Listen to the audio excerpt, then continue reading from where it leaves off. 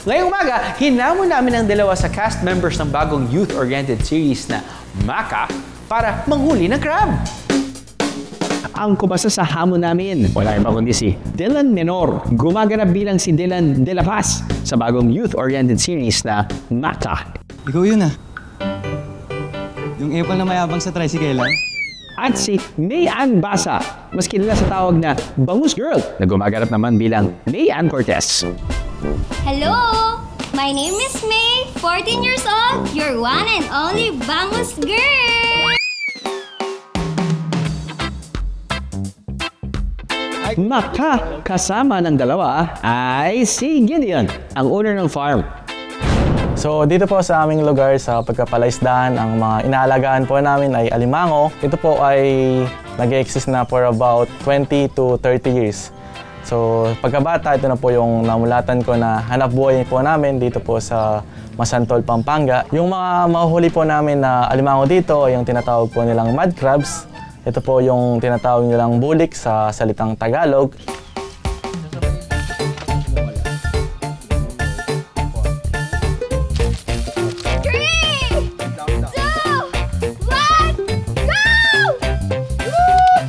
Bago sumabak sa challenge, binigyan muna sila ni Gideon ng crab course, crash course sa tamang paghawak at paghuli ng alimango. Ayan, ito po yung tamang proseso sa paghawak po sa alimango. Kailangan mayroon siyang timing. Tapos, una dito, then pangalawa sa dito, hawak sa dalawang paa, then pangatlo dito. Tapos, malaban pa, angat. Ang galing ni Kuya! Ang galing pa! Grabe, sanay na sanay! Sino yung mauuna? Mag-try. Ikaw muna, Dylan. Ikaw muna. Wala! Nakaharap! Nakakasahod! Parang gusto na din mag-vlog.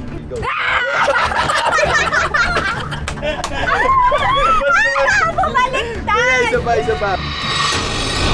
Yes! Seryoso yan. Hala, ang galing! Yan! Grabe, Ikaw good naman job, next, ha? good job. Siyempre. Wala pa! Ayan na! Yan! Ayan na! Sure ka, Kuya.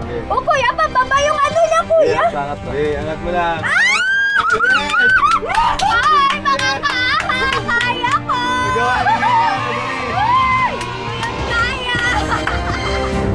O sige nga, Gideon, pakituro naman ang pagtali ng alimango sa kamina.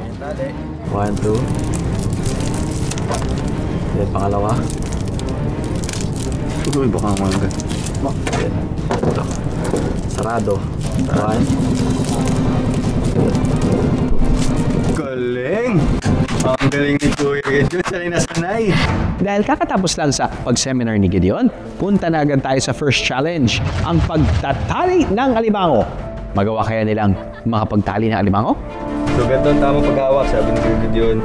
And simulan natin ang pagtali. So, dito, gitna. Yan, tapos ipapantay. Oops! Oops! Oops! Yeah, oh. Itkad. Sabay yung doon. Uy! Kuya! Betaw! Lapit naman tapos. Sila. Yay! Ang galing naman ang kalaban. Yes!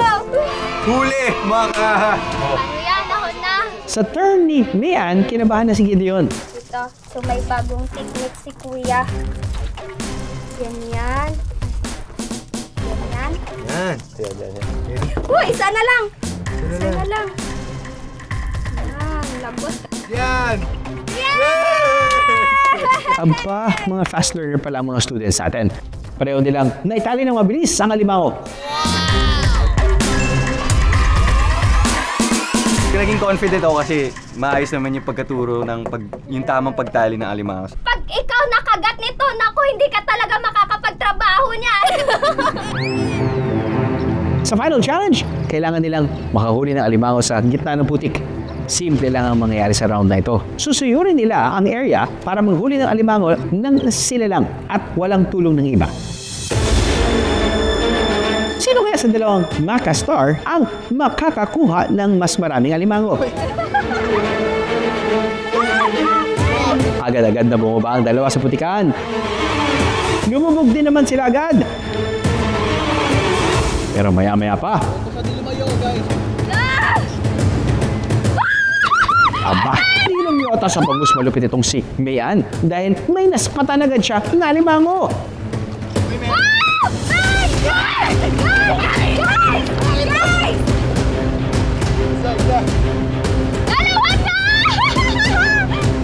Ganon din naman si Dylan. Mukhang praktisado ng dalawa. Ayun, at nag-unahan pa sa isang alimango.